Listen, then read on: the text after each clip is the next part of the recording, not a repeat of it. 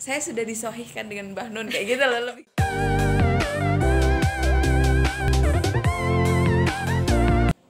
Dua buku telah berjalan ya, dan mungkin ini juga punya proyek buku yang ketiga, mungkin lah ya, seiring berjalannya waktu. Dan pasti penulis itu punya tantangannya sendiri, atau punya peluang-peluangnya untuk kemudian inspirasi itu bisa dituangkan dalam tulisan gitu nih. Tantangan yang paling menantang bagi penulis untuk menulis itu apa? Kayak istilahnya gini, apakah ketika ada inspirasi terus kemudian langsung betul-betul dituangkan, atau memang penulis pernah mengalami yang namanya stuck dari inspirasi gitu, benar-benar nggak ada inspirasi sama sekali? Ada nggak tantangan seperti itu? Tentu atau ada. Mungkin moodnya, moodinya. Apalagi kami bukan kami karena kami perempuan, tidak ya, artinya kalau itu terjadi pada laki-laki ya mungkin kita punya tantangan yang sama, tapi saya tidak tahu betul bagaimana dari sudut pandang laki-laki. Nah, kalau perempuan ini kan tentu apa istilahnya ya, secara psikis apa yang hormon apa gitu saya lupa. Kita punya punya hormon yang beda yang itu. Tapi meskipun itu mulai pudar, cuman kadang-kadang kita nggak bisa munafik juga. Artinya gini, apalagi saya seorang ibu gitu, yang baru sembuh dari baby blues. Di satu sisi saya harus kembali menarik diri menjadi diri saya sendiri yang harus mengarang atau kembali pada imajinasi yang sudah dibangun gitu. Itu cukup apa ya, ibarat kendaraan tuh cukup nyerempetnya agak kencang gitu loh nih. Kita harus sekali waktu harus benar-benar kembali pada realitas, sekali waktu harus kembali pada ruang imajiner. Itu cukup apa ya. Tapi kan sebenarnya terkadang realitas itu kan yang kemudian memberikan inspirasi untuk berimajinasi, bukan? Atau beda? Tentu, makanya Plato bilang bahwa semua karya sastra itu plagiat alam semesta. Jadi memang ya tidak bisa dipungkiri, artinya plagiat itu gini, rekam jejak peradaban gitu. Kita merekam realitas yang kita tuangkan ke dalam sebuah karya. Dan benar kata Neng Ulia, ketika kita punya banyak problematika di tengah masyarakat dalam realitas, justru itu semakin banyak ide atau imajinasi yang muncul untuk kemudian menjadi sebuah karya. Tapi tidak bisa dipungkiri bahwa menulis itu kita butuh sebenarnya tidak banyak, tapi butuh waktu yang benar-benar deep moment lah ya, back to ourselves gitu loh.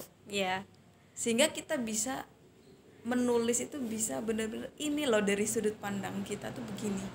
Meskipun kita mau fiksi ya, artinya gini, aku mau pura-pura dalam karya ini aku mau bikin bahwa aku pura-pura pro dengan wacana ini, sampai akhir harus konsisten gitu loh. Nah, untuk menjaga konsisten ini yang agak susah. Itu kayak nulis skripsi sih gitu. Harus konsisten. Iya, jadi itu yang bikin apa ya, kalau analoginya kita tuh naik turun tangga, harus kembali sana, kembali naik, kembali turun kayak gitu.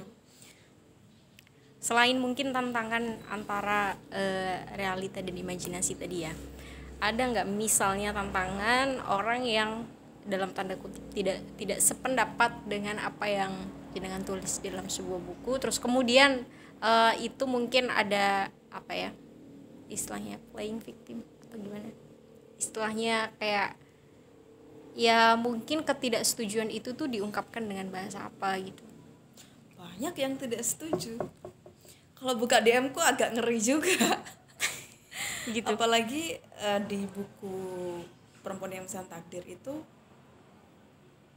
3 bulan rilis tuh baru mulai muncul apa ya, aku tidak bilang mereka penghujat ya, artinya mungkin mereka di posisi yang tidak sependapat dengan saya. semakin kamu membuat karya begini semakin kamu memperjelas bahwa perempuan tuh posisinya yang kayak gini, yang bersedih, yang sebagainya gitu. Tapi di sisi lain saya juga tidak punya kewajiban untuk memaksa dia satu pendapat dengan saya gitu, karena mungkin dia ada di posisi yang freedom, yang sudah merdeka nih, yang sudah tidak takut bahwa dia sebagai pihak yang dimarginalkan atau dia juga bukan yang mengambil posisi superior dan lain sebagainya. Tapi kita nggak bisa tutup mata juga bahwa ada nih misalkan contoh patah hati aja. Kita mau mengekspresikan patah hati ini kan macam-macam. Mungkin kamu di posisi yang nggak lagi patah hati gitu loh.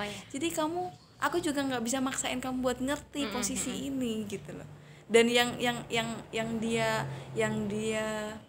komplain adalah bagaimana cara mengekspresikan patah hatinya gitu loh.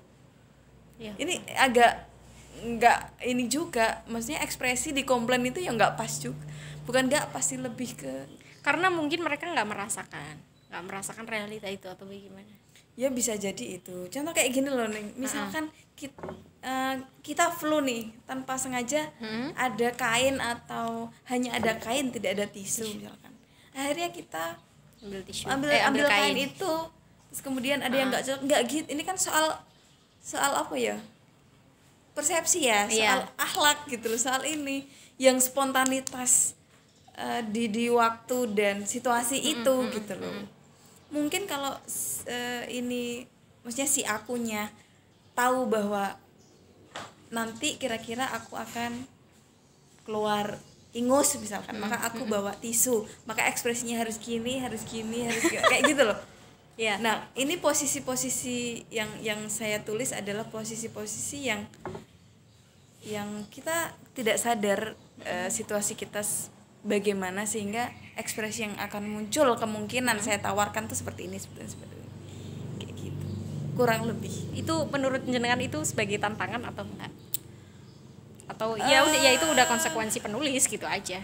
Ya akhirnya kita berpikiran seperti itu. Cuman saya kan penulis baru gitu waktu itu dan sampai sekarang pun saya penulis baru bagi para senior saya, dan itu cukup awal-awal sih agak sindrom ya, artinya nanti kalau aku berekspresi lagi lewat tulisan yang begini kira-kira banyak kritik lagi nggak ya, asumsinya kayak gini nggak ya, sempet gitu. Bahkan jadi kayak merasa kebebasan kita itu dibatasi oleh para orang-orang yang tidak sepakat dengan tulisan pertama jenengan. Aku nggak berpikiran sampai sana juga, lebih ke iki kono sing hujat ora ya, kayak gitu loh.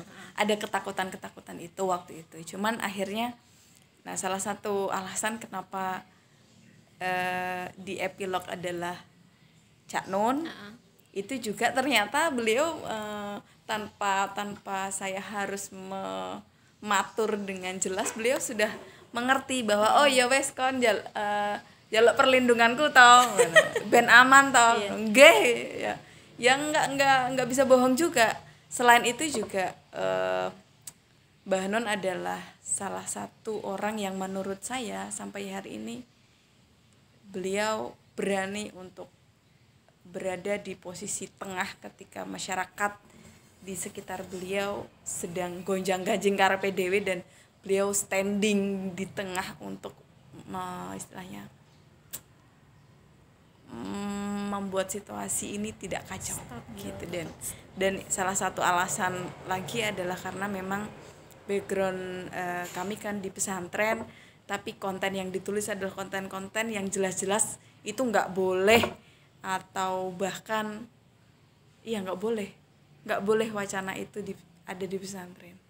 Kayak misalkan tapi di bagian akhir itu kan ada tulisan tentang pesantren sedikit nyerempet. Yang mana ya? Di bagian akhir ya tradisi-tradisi di pesantren, gimana perempuan harus ketika berjalan harus bukan pesantren malah Ning, itu ningrat ya. Gitu.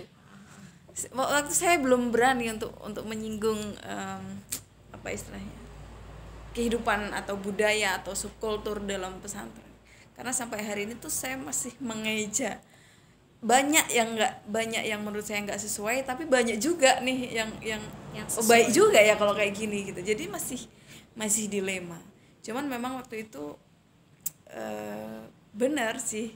Jadi Mbah Nun emang, maksud saya gini, kalau nanti keluarga saya mendapat hujatan juga karena perbuatan saya gitu loh, saya sudah disohihkan dengan Mbah Nun kayak gitu loh, lebih kayak gitu. Dibentengi dibentengi sama beliau. gitu.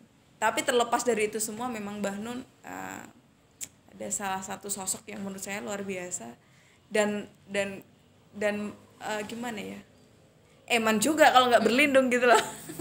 Nggak munafik juga